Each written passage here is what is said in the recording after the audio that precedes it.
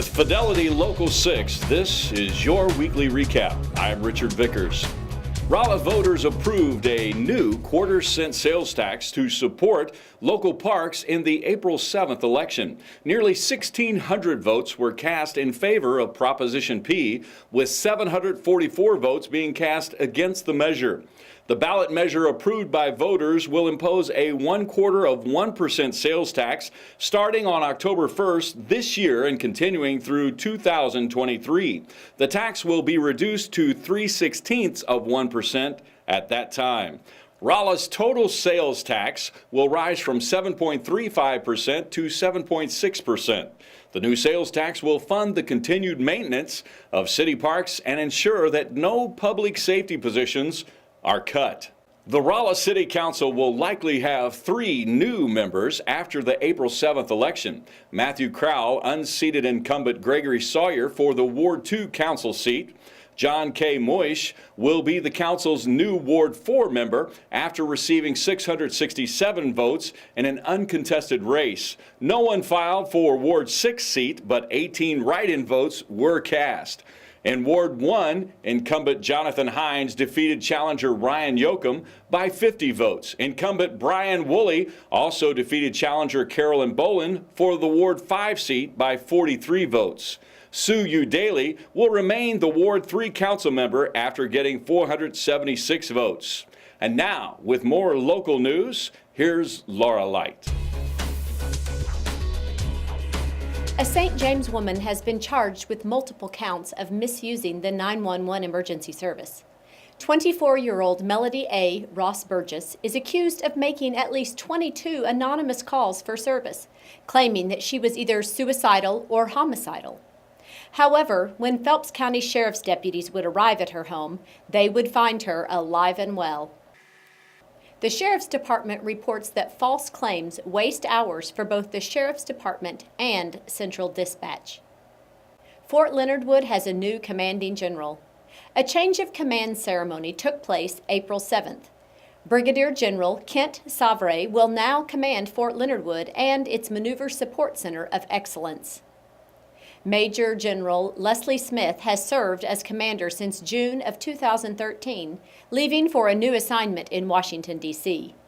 Savre comes to Fort Leonard Wood from the Corps of Engineers in New York.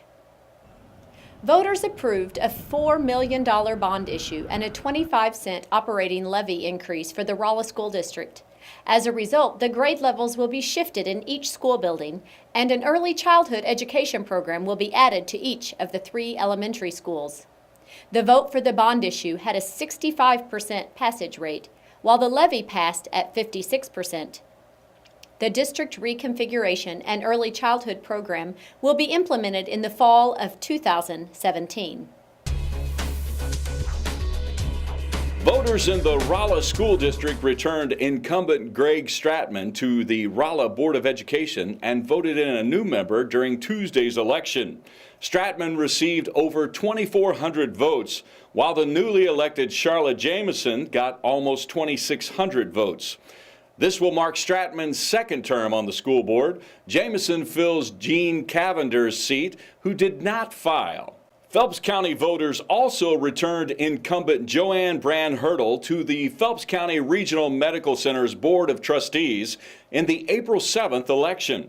Brand-Hurdle won the election over former hospital board member Jim Marsalis by 483 votes. She will serve a 5-year term.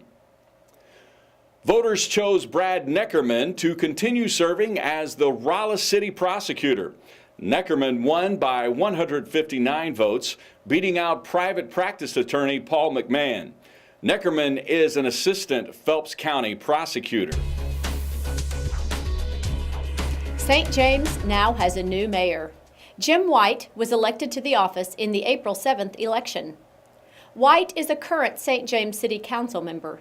He won the election with 311 votes. He will replace 2-term Mayor Dennis Wilson and serve a 4-year term. The University of Missouri Board of Curators met in Rolla on April 9th and 10th. The curators heard an update on a planned residential housing project at Missouri S&T. The new apartment-style housing will include 450 beds, which university officials say are needed to keep up with the demand for student housing. The new student housing will be built off University Drive at the northeast corner of the I-44 overpass. Curators approved the project last summer to be funded from $30 million in revenue bonds. The new housing is scheduled to be completed in August 2016. For Fidelity Local 6, I'm Laura Light. Thanks for watching.